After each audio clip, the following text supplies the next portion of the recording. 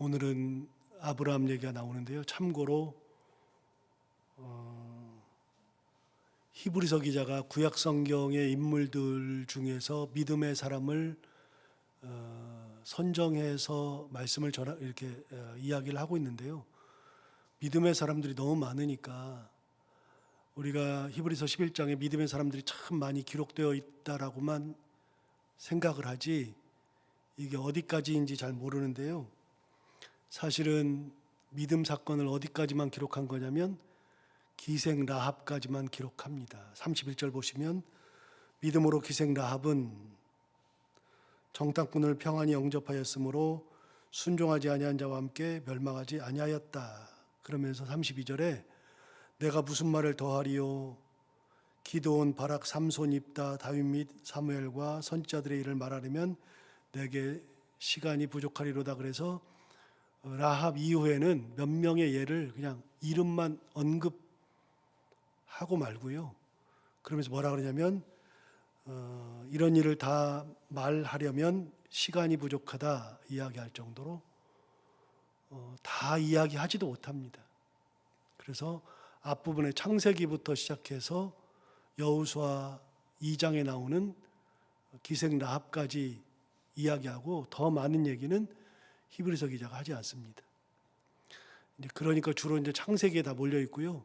그다음에 이제 모세 이야기가 주를 이루고요. 이제 그렇습니다. 오늘은 아브라함 얘기를 하잖아요. 아브라함의 믿음에서는 뭐가 가장 중요한가?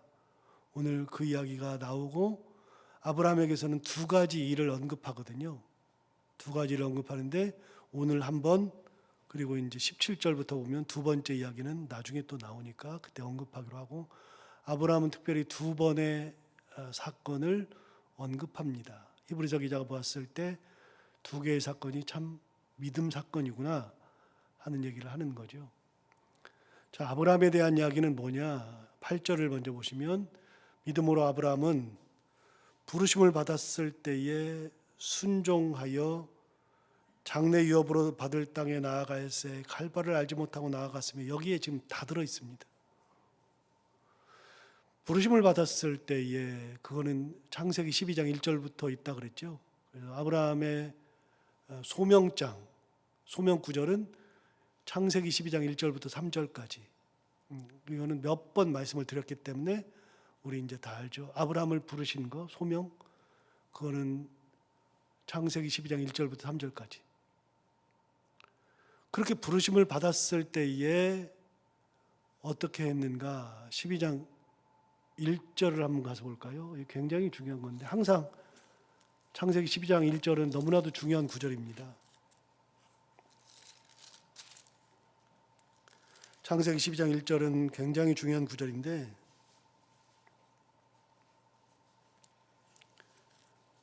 여호와께서 아브라함에게 이르시되 너는 너의 고향과 친척과 아버지의 집을 떠나 내가 내게 보여줄 땅으로 가라. 이게 아브라함을 부르시는 소명 구절이죠.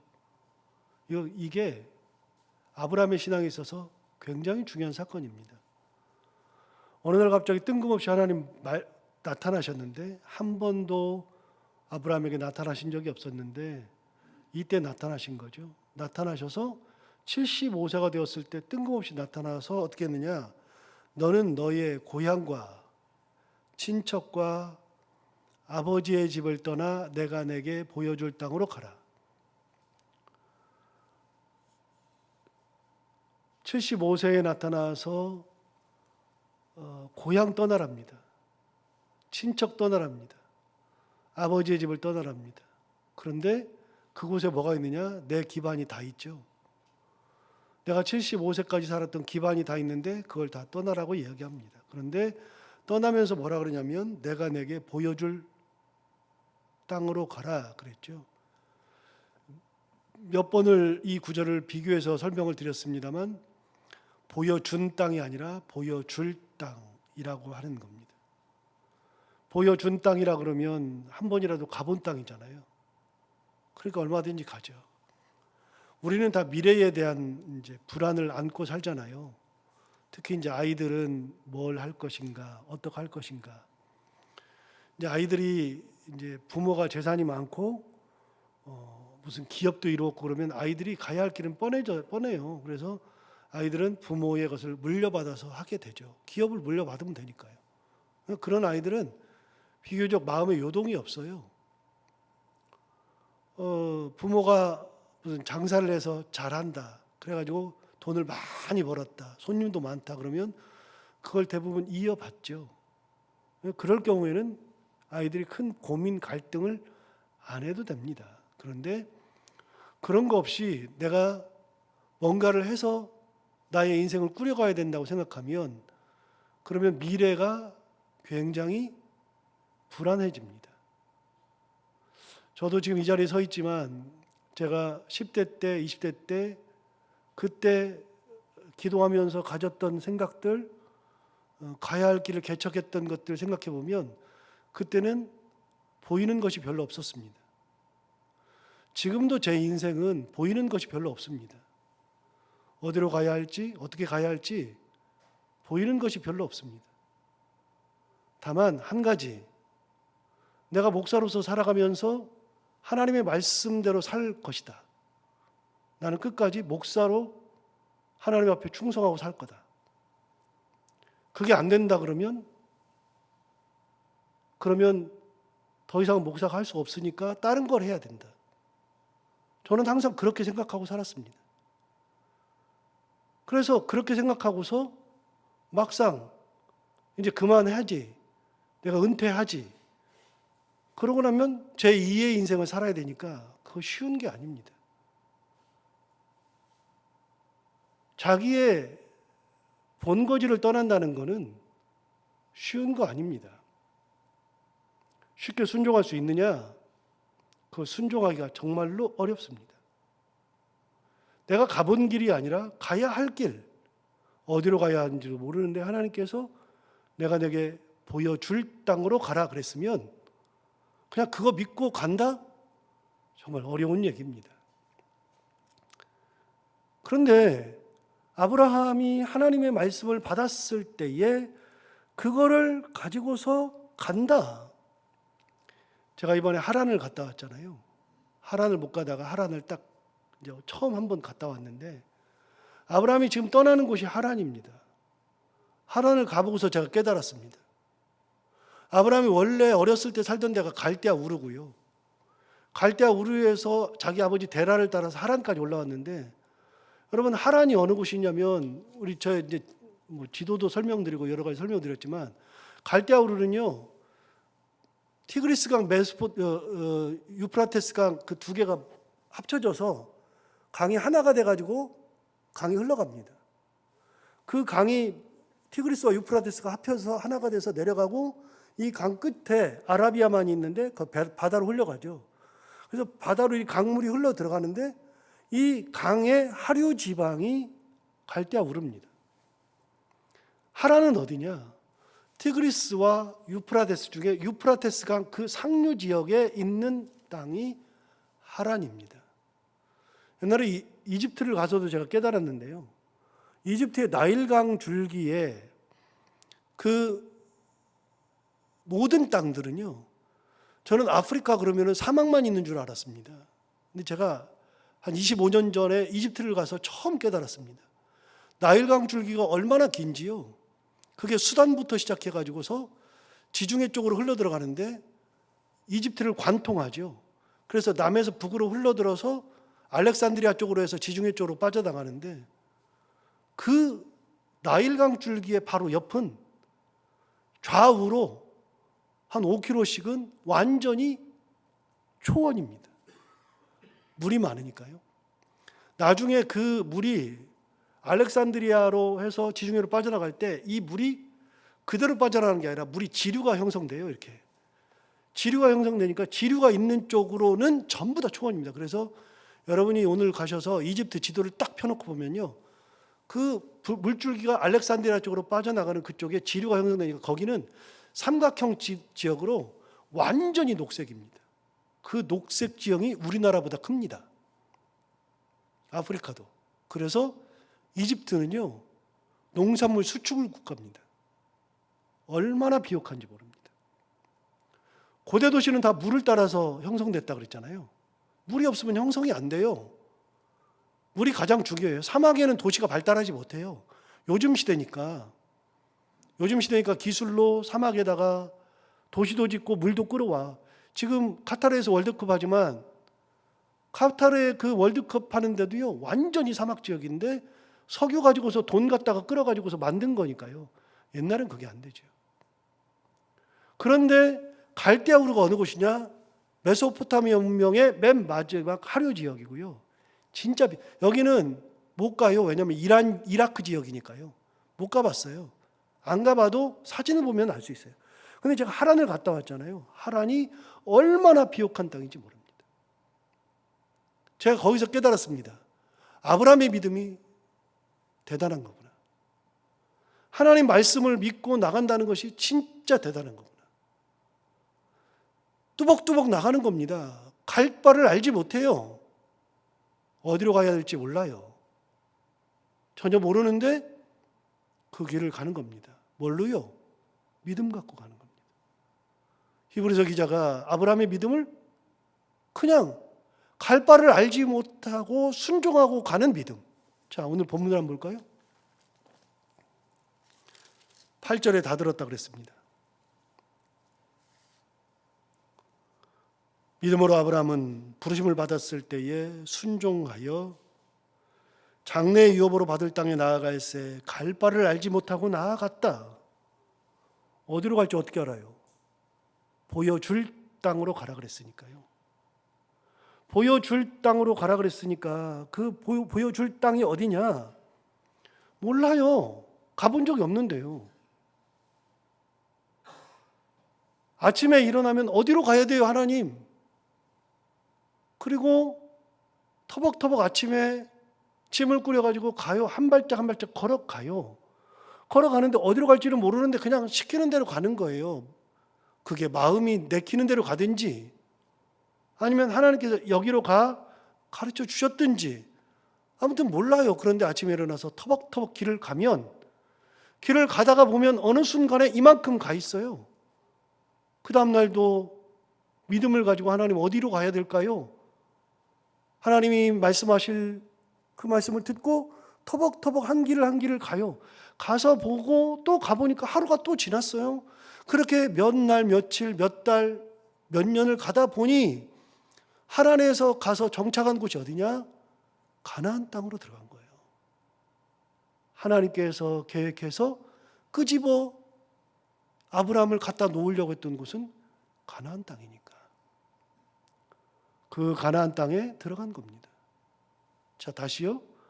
아브라함은 가나안 땅을 들어갈 때 가나안 땅에 가려고 간 게 아니고요.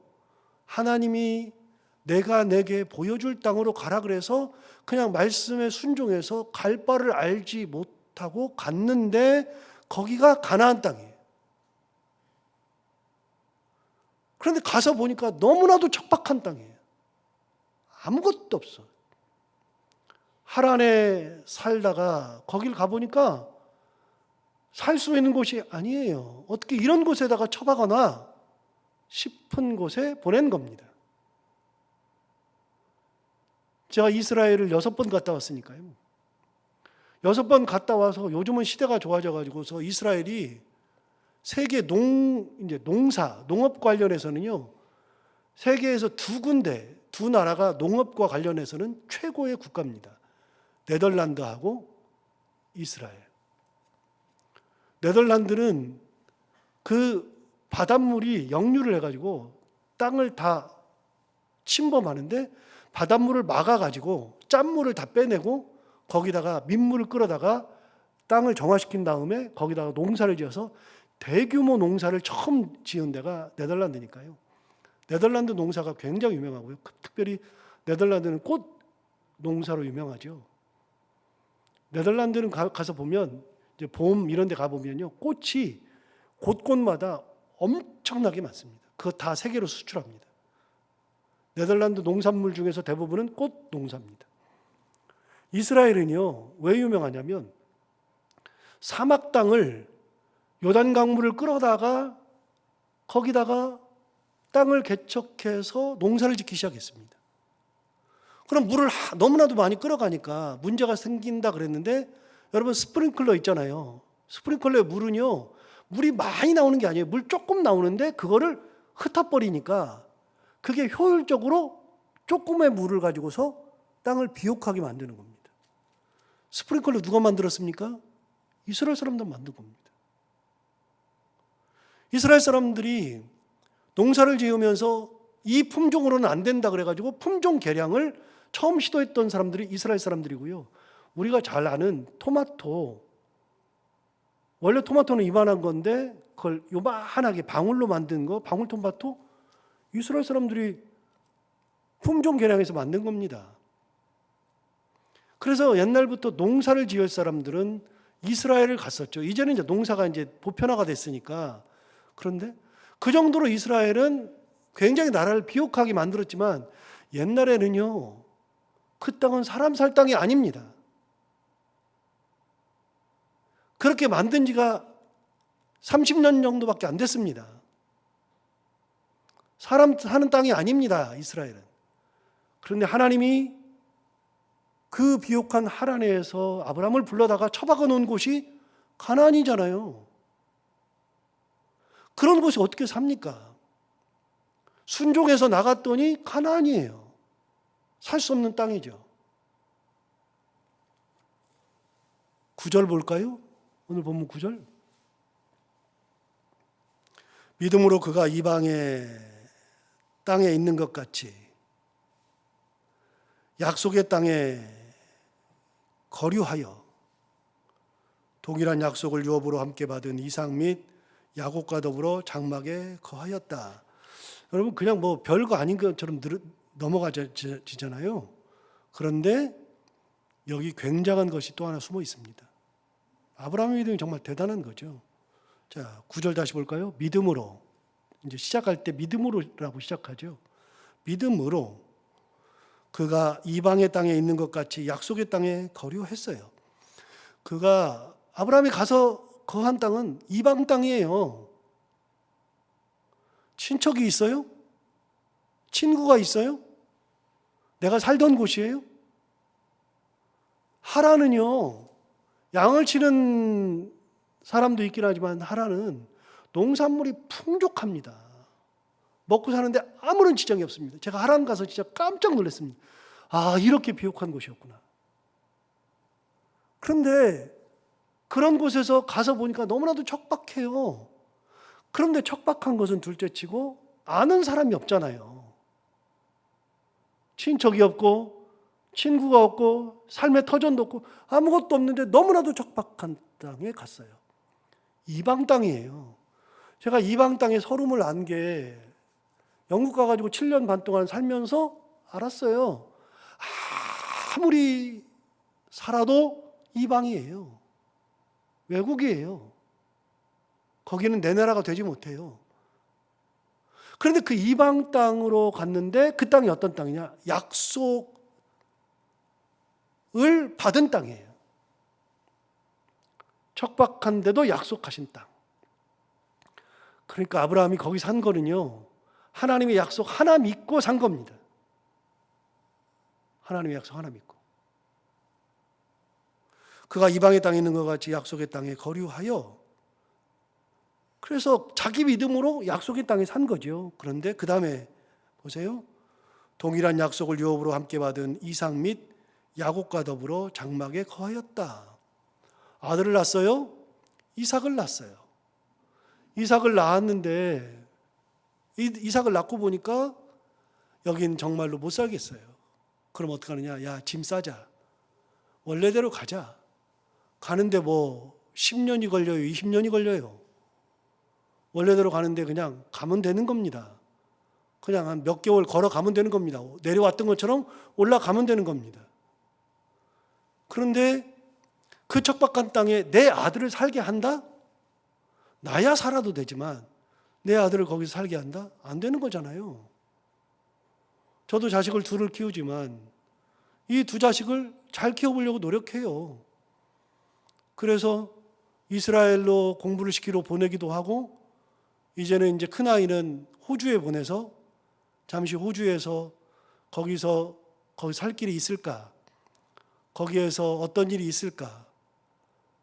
그래서 돈도 벌게 하고, 그래서 아마 이제 다음 주에는 애를 호주로 보내려고 생각하는데, 큰 아이는 이제 호주를 이제 갈 거예요.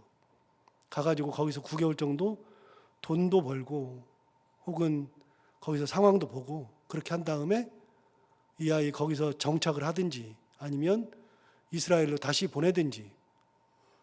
왜 그래요? 둘째 아이도 군대 제대만 하면 지가 살 길로 떠나 보내고, 저희들의 인생은 저희들인데 혹시 더 좋은 일이 있을까? 그러는 거 아니에요? 부모가? 내가 고생은 해도 내 아들은, 내 자식은 그렇게 안 살게 하고 싶은 거 아니에요? 내가 이 척박한 땅에서 사는데, 장막에서 사는데, 하란에서는 집을 짓고 살았는데 여기서는 장막 짓고 돌아다니면서 장돌뱅이처럼 살아야 하는데, 나 혼자는 그렇게 살아도 내 자식은 그렇게 안 살게 하고 싶은 게 부모 마음인데, 아브라함의 믿음은 어땠느냐? 약속을 함께 받은 이삭도 야곱도 함께 장막에 살더라. 자식들마저도 그 길로 끌고 가서 하나님의 말씀대로 살더라. 하나님 아니면 안 된다. 자식들한테 가르치는 게 그겁니다. 하나님 아니면 안 된다. 하나님만 의지하고 살면 된다. 척박해도 괜찮다. 한 끼 굶어도 괜찮다. 그래도 여기서 핍박 받아도, 어려움이 있어도 하나님 말씀대로 살면 되고, 부르심에 응답해서 살면 되지, 얼마나 엄청난 걸 먹고, 나이 드니까요, 가장 힘든 게 소화가 안 되는 겁니다. 여기 이제 저보다 연세 많으신 분들이 다니까요, 소화가 안 돼요. 그래가지고 옛날에 음식을 보잖아요. 욕심부터 막 생겼거든요. 저걸 다 먹고 가야지. 뷔페를 엄청나게 좋아했는데요, 이제는 음식 많은 게 무서워요. 그래가지고 옛날에는 밥도 먹고 또 먹고 또 배가 터지고, 여기까지 음식이 차야 기분이 좋았거든요. 막 힘들면서도. 지금은요, 여기까지 차면 막 너무 짜증나고 힘들어요. 그래서 밥도 요만큼밖에 못 먹어요. 벌써 나이 들으니까. 사람이 나이가 들으면 다 그렇게 돼요. 나약해져요. 나약해지니까 애한테 시키는 거예요. 너는 어렸을 때부터 운동을 해야 된다. 몸을 잘 관리해야 된다. 아이들한테는 한없이 그렇게 되는 겁니다. 그런데 그러면서도 드는 생각이 뭐냐면요, 야, 사람이 하루 3끼 먹고 살지 4끼 5끼 막 엄청나게 먹고 사는 거 아니에요.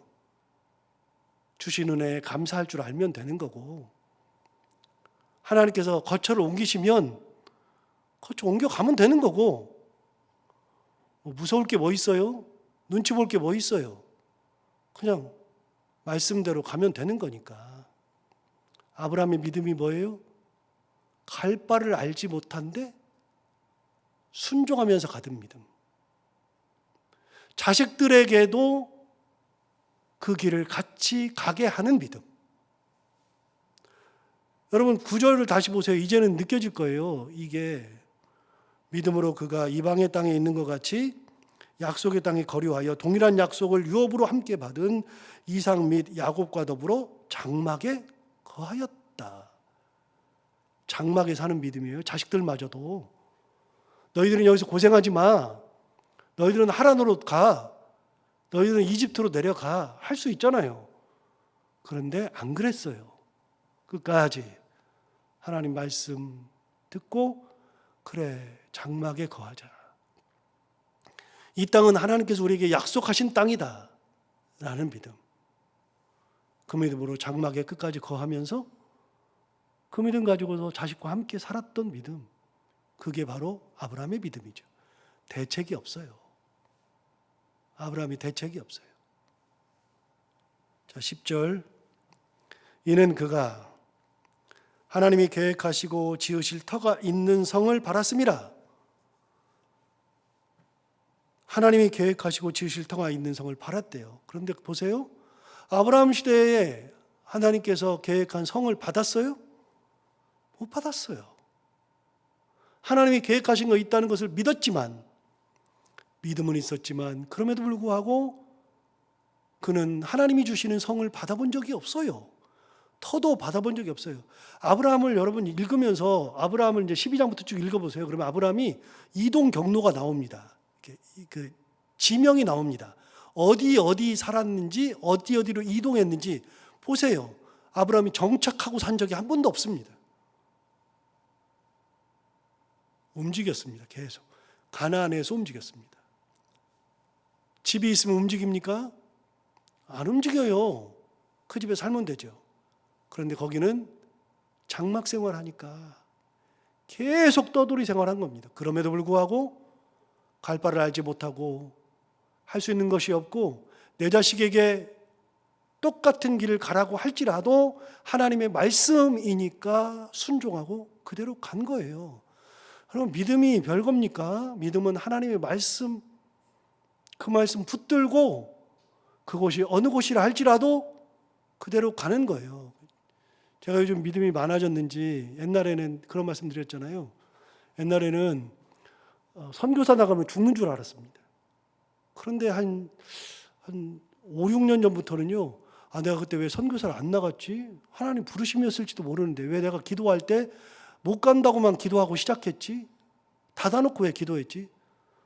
이제는 하나님이 부르시면 가겠다. 그런 마음이 생겨요. 우리가 한평생 살아가는데 하나님 은혜 가운데 말씀 붙들고 살면 되지. 아브라함과 같은 이 믿음, 갈 바를 알지 못함에도 불구하고 하나님이 약속하신 것을 믿는 믿음, 그렇게 살아가는 우리 믿음의 사람들이 다 되기를 바랍니다. 기도하겠습니다. 하나님 아버지, 오늘도 귀한 말씀으로 우리를 깨우쳐주셔서 감사합니다. 아브라함을 보니까 대책이 없습니다. 어디로 가야 할지 아무것도 모르는 대책 없는 믿음. 그럼에도 불구하고 하나님께서 약속하셨으면 이루실 거라는 믿음. 그것이 아무리 척박한 땅이라 할지라도 나를 이끄시는 데는 뜻이 있을 거라는 믿음. 그 어려운 곳에 살면서 자녀를 낳았는데 그 자녀들이 좋은 길 찾아가고 세상적 길을 찾아가라고 하지 아니하고 너도 하나님의 말씀을 받았으므로 나와 함께 장막에 거하자, 척박한 땅에 거하자. 그래서 함께 장막에 사는 믿음.